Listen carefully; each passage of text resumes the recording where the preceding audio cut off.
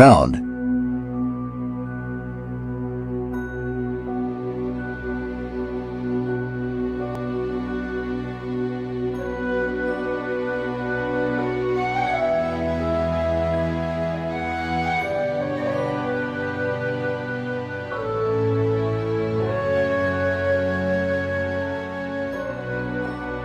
The interior of the truck rumbled as its engine revved up. Tom pushes down harder on the gas pedal, whipping the sweet off his forehand and eyes with his palm and coating his hand with sweet, making him clutch onto the steering wheel more firmly to be sure he had a grip on it. He couldn't see past the windshield. All he could hear was high-pitched ringing in his ears as he fought through the thick smoke that was masking the road ahead of him. His lungs burned as he breathed in each frantic gulp of air, weaving in and out of cars that were abandoned by their owner. All were either flipped over on their sides and roofs, or currently burning to a crisp as the flames destroyed the interior and the outer metal shells. Tom had witnessed this kind of choose like this before, only in something of a nightmare. Something he never wanted to experience in real life. The destruction of the buildings and cars was nothing he's ever seen before, and he's seen a lot of odd things in this town, but this time it hit much closer to home than he would have liked. He was on his way home from a 2-day work trip, a measly short trip, and he was home free for the rest of the week. It just had to happen when the first attack had started, when he was only half an hour away from coming home. It happened at their house, right in the living room when that blasted madman had found them. He could vividly recall the absolute terror he felt when he pulled up to the house and saw the first floor completely dismantled from the street. He could recall the panic he felt when he saw the house. The front of the house looked as if it was blown open from the inside. All the remaining windows were shattered. Most of the furniture from the living room and kitchen were thrown and scattered all over the front lawn. It was so pain-inducing it made his stomach churn. Even worse, there was no sign of his family anywhere. He didn't see Sonic or even Ozzy anywhere. He had only hope that the poor dog got spooked and ran off to safety somewhere in the woods, but the lack of any sighting from his wife was even more frightening. It felt like hours had agonizingly passed until he managed to locate Maddie buried in the debris near the garage door in the front of the house. She was barely conscious when he dug her out and was covered in scrapes and a few bruises. Miraculously, she only had a fractured leg, but she was still alive. By the time an ambulance came, she was mumbling incoherently with what she was trying to tell him, but all he managed to make out only 3 words. Tom, find Sonic. That was all he needed to hear despite not knowing the situation at hand. Robotnik somehow came back and Sonic was going after him. He didn't want to leave her. That's the last thing he wanted to do. But he knew his wife all too well to think she would let him hear the end of it by not at least trying to find him. Driving frantically down the intersection while thick, heavy ashes began to fall from the dark, cloudy sky was not the wisest choice. They began to cover up his windshield bit by bit, making the hasty drive even more dangerous. He could have sworn he saw something fly up in the sky in the direction he was driving. It was quick, but something bright had definitely passed by. He was just relieved that he was able to push through the barricades, keeping the curious crowd of civilians at bay due to having his badge on him despite not driving his cruiser. Tom broke into a jog the minute he parked his truck and made his way towards where most of the commotion was taking place. He pulled out his cell phone and hastily scrolled through it and dialed the number. He let out a frustrated huff as the number went straight to voicemail. Figures that Wade was probably still caught up in the evacuations to even check the darn thing. It looked like he was gonna be on his own for this one. He quickly ducked behind a few hedges near one of the neighboring stores when sounds of metal dropping rhythmically coming in his direction. Peeking his head out, he saw multiple gray and red robots marching around the area. The small, round appearance of these metal bots gave him the impression that they weren't much of a threat. That feeling soon dwindled when he saw that some form of a blaster was attached at their hips and backs. Some even had them drawn and were scoping the surrounding woods. The doctor definitely had made some major upgrades. Luckily for him, they didn't seem to have good peripheral vision and were able to sneak past most of them. Putting a good distance between them, he made his way past the now empty buildings and cautiously stepped over shards of broken glass that littered the sidewalks and streets, avoiding the sparks falling from the live telephone wires as they swung back and forth in the air. The rising smoke from the buildings blocked patches of the sky and sun, covering the area in a dark shadow that made it seem like a storm was about to approach despite no rain clouds anywhere in sight. It was eerily quiet, too white for his liking. Although he could still hear mass commotion and sirens in the distance, he still didn't see any signs of Sonic or even Robotnik, meaning that the two had moved somewhere else, or whatever major battle they fought had now come to an end. The thought of this fight ending but Sonic not being the victor sent chills down his spine. Tom shook his head and continued jogging down the road, turning the corner before stopping dead in his tracks by a familiar sight. About 15 feet from where he was standing, sitting on the ground, was none other than that same Mad Doctor that Sonic himself threw into the ring portal all those months ago. Robotnik was sitting on the middle of the road, and despite the barricade of robots surrounding him like a shield, discarded robot limbs and bodies were littered all around where they stood. His clothes, from what he could see, were ripped and torn around his torso. His legs and arms were covered in cuts and scrapes, and his once full head of hair was now completely bald, and his mustache was overgrown and strewn out all on his face. Tom froze in place and slowly sidestepped to kneel by one of the abandoned cars, dreading the feeling of what would happen now that he'd seen him, only to see that the man wasn't looking in his direction at all, nor were any of the robots that were surrounding him. Instead, they all seemed to be looking up towards the sky, Robotnik staring in awe but with a fearful demeanor on his face. He followed his gaze to the plumes of rising smoke coming from one of the demolished buildings. He couldn't tell what it was, but he could just faintly see something moving, or rather something floating through the smoke, and made its way to where the Robotnik was. A harsh wind blew through the area, parting the smoke aside like thin curtains blowing against an open window, revealing the figure as it slowly floated down towards the robot barricade. Squinting his eyes, Tom struggled to see who it was at first due to the slight irritation from the smoke, but as his vision became clear, he widened his eyes and felt a cold chill spread all throughout his body, as if gallons of ice-cold water had completely soaked him from head to toe. What he saw wasn't what he expected. It was so much worse. It was the kid. No doubt about that. The height was the same as were the length of his head quills, though they were curved upward, making them look sharper in appearance. His once blue fur was now entirely black, and his body was covered in a dark blue air that looked like dark steam rising from his body, rising out of him and spreading in all directions. Sonic's hands were clenched tightly into fists. With one of them holding a long dismembered robot arm, he tossed the arm aside and took long, shaky steps, making his way across the pavement, his line of focus aimed at Robotnik.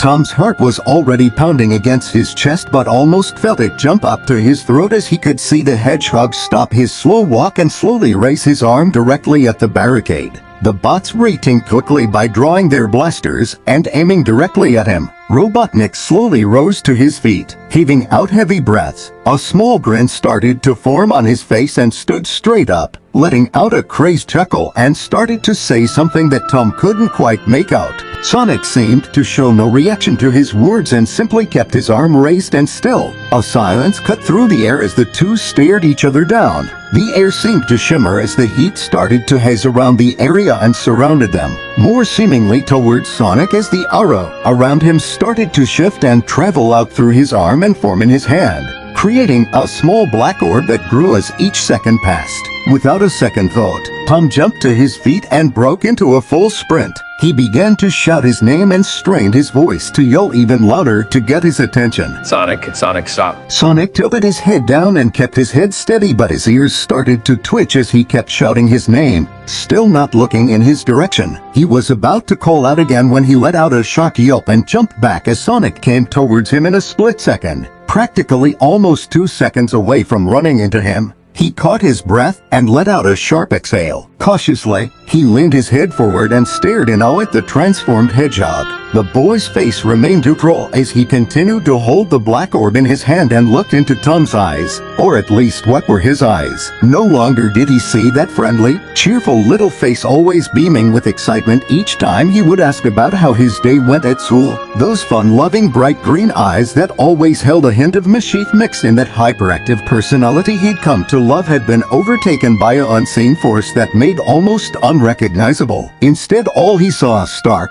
ghostly white pupilless eyes, glowing bright against the shade of darkness that enveloped his entire body. His face was void of any emotion. He couldn't see a hint of sadness, anger, or even a simple raise of an eyebrow. He seemed like an entirely different person. Was even anything still left of him inside of that form? He couldn't even tell at this point. Sonic. Still nothing. A sound of a harsh cook caught his attention and saw Robotnik grinning madly at the both of them as he rapidly moved his fingers on his wrist, once and while looking down at it. Oh, he won't answer you. Believe me already, and never that, and look where that got me. He expressed mendaciously, holding out his arms to show off more of his rag appearance. It appears that the little experiment I did to make him a more potent weapon and get him to complete with my every whim has ironically failed to verbalize. He points towards one of Sonic's hands as he says this, making Tom swift his eyes and see that hidden with the worn fabric of one of his white gloves was a small, pale glowing yellow rock of some kind. The energy seemed surged inside of it, shining brightly like a piece of glass on the ocean reflecting off the sun, but was also strangely dim as it was surrounded by the same aura that was also enveloping Sonic. That little gem in his hand there has seemed to make his pristine chonic energy even more chonic to verbally express the least, to where I became a main target for most of his attacks. Not like I deserved to be assailed in the first place. He murmured, crossing his arms and letting a small pout form on his face. I will admit, tearing down the house after he directly refused my offer a second time might have been a little extreme for someone to make a rational decision. He shrugs, taking small steps away from his robot circle. I should have taken note of that when he immediately lunged for me the second he held it and powered up, but there's always room for trial and error during experiments. Why? Robotnik stopped in surprise and looked over at Tom, who was still standing but now with clenched fists and a look of pure rage. Would you want to do this to him? Wasn't that last attempt proof enough that you can't control him? Why not?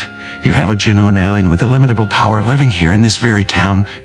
What does he do? All he does is really consume pizza and hot dogs, watch all day and play baseball with measly children who wouldn't want to utilize that to their advantage. No one would. I definitely would. Dr. Hassan nearly killed my wife in front of him. How did you expect him to react? Tom yelled back. Not like this. Robotnik practically screamed out before shifting his head away and breath in and out through his nose, speaking again with a calmer tone. Why do you care so much for him anyway? You look as if he was your own. The doctor stopped mid-sentence, his eyes narrowed in suspicion at Tom, who stood in silence and seized up as he watched Robotnik's eyes stare directly into his, becoming more confused as he saw a look of realization morph on his face. I found it absolutely insane that you would call this silly little alien your friend, but to actually think that you would treat him as if he was your own child. What is this world coming to? What next? Is a family of ducks going to be the next first family to live in the White House? Tom merely frowned at the excessive jeering, bringing his attention back to Sonic when he saw that Sonic's head and arms began to twitch and seize up in response to their yelling. Tom gasped and crouched down to his level, seeing a snarl starting to form on his muzzle. Hey, it's me, Sonic, it's me. He spoke quietly and saw the hedgehog's ears swivel in his direction and his eyebrows starting to furrow. Sonic then began to pant rapidly, as if he were starting to hyperventilate. Tom began to reach out to him, hissing as the arrow singed his hand. He pulled back, clutched his hand in pain, and picked up a small gas coming from in front of him. He shifted his eyes up to see that Sonic's face had dropped, and a form of concern and subtle fear had overtaken the intense anger he had mere moments ago. His voice sounded like an echo in a deep tunnel, light but expanding in sound. Yet it was small and timid like a child would use when they were afraid. Yeah, it's me, buddy, right here. Maddie! She's... He hung his head down and let out choked noises of sobbing. His eyes stayed open, but the corner of his eyes started to pull up as he continued to sob.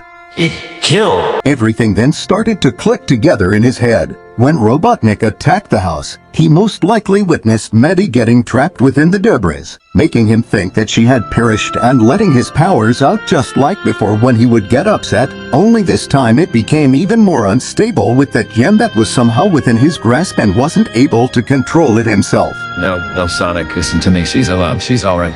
He struggles to keep his voice slow and steady, trying to hone in the same familiar tone he would use back when Sonic would need help calming down when the hedgehog wasn't able to do so himself. It seemed to be working as he saw that his quills were starting to lower, and he slowly lowered his arm, letting the orb flicker and dwindle in place. She's Olive? Tom gave him a nod. It wasn't your fault, Kay. Made you think that was your only choice, but it's not. Sonic shook his head. But it's my fault. The hedgehog turns his head around, his ears folded as he takes in the damage of the plaza. He turns his face into his shoulder, hiding his face away from Tom's. I tried to hurt him.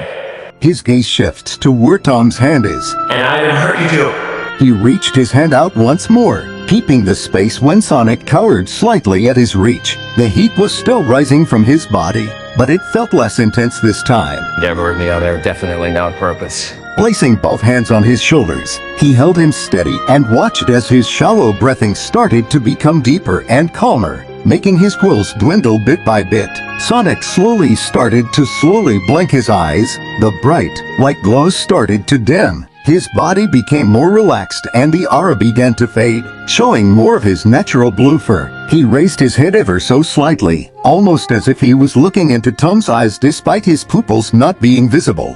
Hurts. It hurts so much. Fresh tears started to stream down his face as he clenched his eyes shut. Tom, it hurts.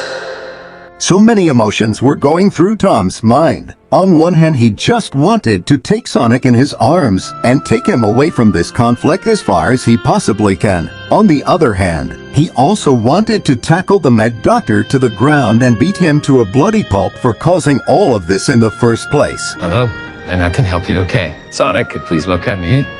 Upon seeing his head lift up again, Tom cups a hand under his cheek as he looks into the fear-filled eyes. We can get this figured out. We can see what's going on and... Hey, how are you even able to talk to him right now? The obnoxious tone Robotnik was giving off in his voice wasn't helping at all in the current situation. Sonic let out a deep, threatening growl and whipped his body fully around. The aura surrounding him flared up once more and had his eyes set on Robotnik but made the orb even larger, going from the size of a baseball to the size of a car in a split second. Tom shielded his eyes from the whipping wind while Robotnik fell down and backed away on his hands and feet, looking on in horror as Sonic started to lean his arms back, ready to throw it down right at him. Shooting out his arms, Tom lunged at Sonic and wrapped them around the tiny frame of his body. He struggled to keep his feet centered to the ground as his powers were causing the both of them to levitate. He winced as the back wheels dug into his cheek as he held on tighter, ducking his head when he felt a small hand forcefully push against the side of his head.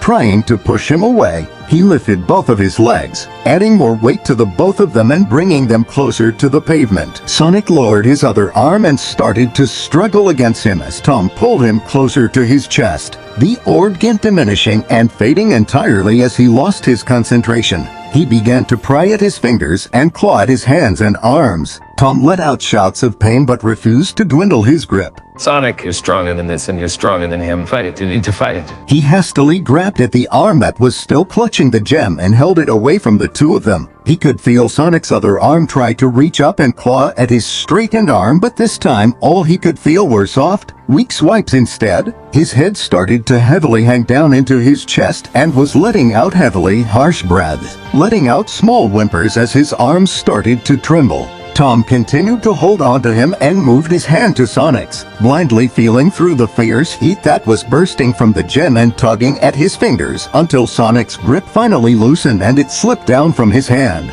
falling onto the pavement with a dull clink. The mixture of the glow and dark aura finally fading away into nothingness as it laid still on the ground. He finally sat down with a heavy thud. A headache was starting to form in the center of his forehead, a sudden pain traveling throughout the rest of his adrenaline-filled body as he caught his breath and held onto Sonic's body. He couldn't even bear to open his eyes. He began to feel the worry rise in his chest as he didn't feel any shift of movement in his arms. He turned the limp body in his arms and gently tapped a hand against his cheek. Sonic, Sonic. There was no response or reaction to him tapping the side of his face. He placed 2 fingers to the side of his neck and tried to focus on finding his pulse. The panic started clouding his mind when he couldn't feel a single pulse. He quickly places his ear to Sonic's chest and listens intently. A slow, solid beat, then another beat. Oh, thank goodness. Breathing a sigh of relief, his arms and hands shook tremendously as a low ringing filled his ears. Exhaustion slowly started to take over. His eyes started to waver as he struggled to keep them open. A heavy weight suddenly leaned against his chest, brought him back to reality, and saw that Sonic was starting to move slightly, but his eyes were still closed and his little face scrunched up seemingly in pain. He loosened his arms and carefully shifted them around to support his back and legs. He slowly got to his feet, rolling his flannel jacket off his shoulders and wrapped it around the small frame, tucking the hoodie around his neck like a scarf. Even though there wasn't a chill in the air, he felt better knowing that the kid wouldn't get even more sick than he already was. Looking to his left, Tom saw the gem laying idly on the ground where it fell before. From what he could tell, it looked like a yellow crystal with an irregular shape. It almost looked completely harmless compared to how it was causing Sonic to act in the way that he did mere moments ago. He shifted his gaze up and saw Robotnik. The man was glowering back at him while holding his arm around his rib cage and leaning his weight against one of the small robots. The rapid shifting of his eyes to the ground near where the gem was made it clear to him what was his main objective. Tom took 2 steps over towards it, lifted his foot behind, turning his head to Robotnik. Without losing eye contact, Tom stomped hard on the gem until he heard the gem crack and eventually shatter into pieces underneath his shoe. Pressing on it with the tip of his shoe for good measure, Robotnik's gaze held at the ground where the shattered gem now laid, his almost face unreadable and his stare was hollow and empty. The man slowly lifted his head towards the pair, narrowing his eyes threateningly, as if his mind were searching for any quick words or jabs of anger he could throw at them. Instead, he closed his hand into a fist and banged it against the circular head of one of the closest bots near him. The machine complied by gathering Robotnik in its arms in a somewhat awkward bridal-style carry, and the others followed suit, heading down the street in a hurried pace. Tom watched as they traveled further down the road, disappearing in the haze until they were nothing but a shimmering image in the distance. His tense feeling in his shoulders finally eased down, unconsciously shifting Sonic closer and higher in his arms and looking back to see the flashing lights in the distance heading towards them. 3 SWAT cars pull up near the door and the car's front passenger door opens, revealing a frazzled-looking Wade, complete with ruffled hair and a tiered, stained uniform. The deputy closed the door behind him and looked frantically around the area. Wade bangs his hand on the roof of the car and shouts for the driver to head down the road and to go towards one of the neighboring boulevards. The first car leads on with its siren blaring, with 1 car following closely behind while the officer in the parked cruiser calls into the station. Wade takes a few steps backwards as the plumes of dust from the tires puffed up in his face. He ran a hand through his tousled hair and placed both of his hands on his hips. He looks over and jerks his head at the 2 of them. You guys all right? Tom gives a mere shrug. Definitely better than how are you doing right now? He struggled to say in a more upbeat voice, but knew that was out of the window at this point due to how exhausted his voice also sounded. Well, we've been better to say the least. Yeah, I'll bet. I checked up on Maddie for you right when I was leaving with the squad. The doctor said that other than her broken arm, she should be all right. Thanks, man. I really appreciate that. Tom said gratefully. You didn't happen to see Ozzy by any chance? They near one of the neighbors' houses. Actually, yeah, I didn't find him, but we did get a call that someone found him and a few strays wandering on the road and took them to the shelter on Route 12. At least we got some news out of all this. Okay, I just hope we'll be able to find that lunatic. He really gave the kid a run for his money.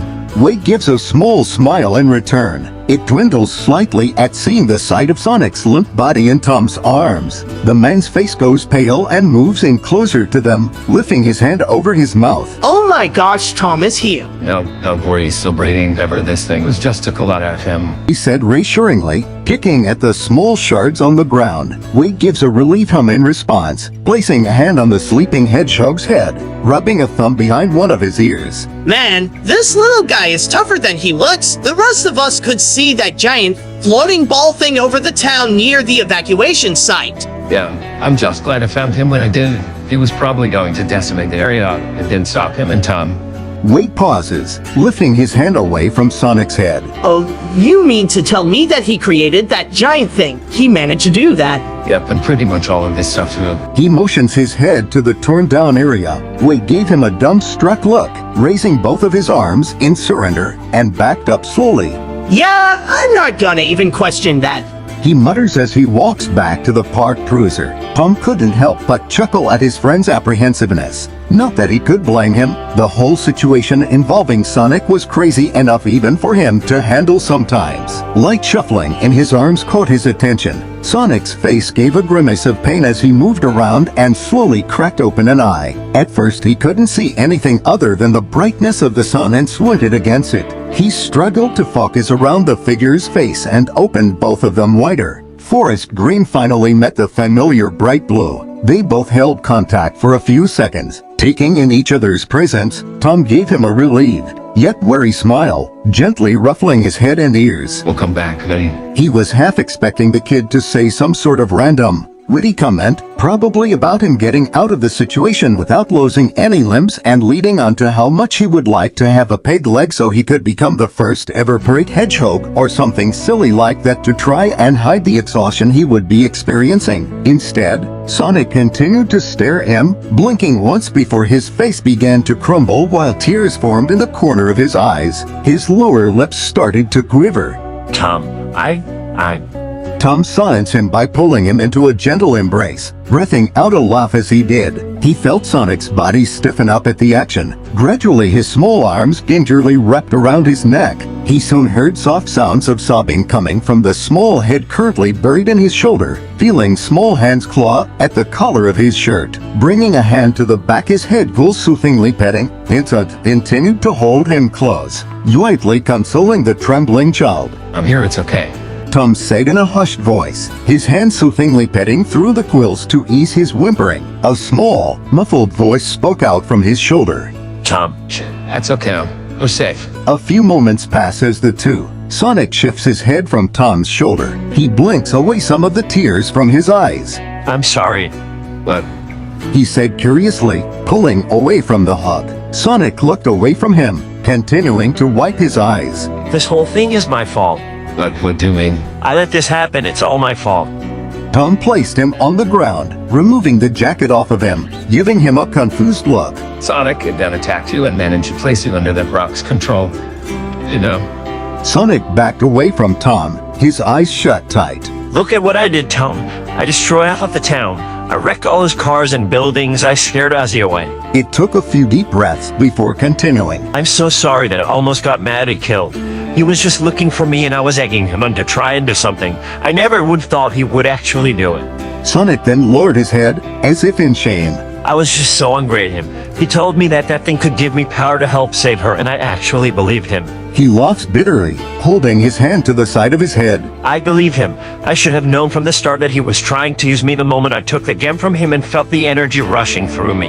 I could just feel my anger rising to where I forgot about helping Maddie and just wanted to make him pay for what he did. Tom stood and kept his distance as he continued to listen. Uncertainty filled his thoughts at the amount of power Sonic managed to gain. This power he had no control over when it became stronger than he knew was even possible. I could see everything that I was doing when I was chasing after him. All the people that I defied and nearly hit. The animals that I scared away. The trees in the forest I tore down. But all I felt was nothing but extreme anger. His shoulders started shaking, as if he was standing in frigid cold temperatures. I was acting like a monster.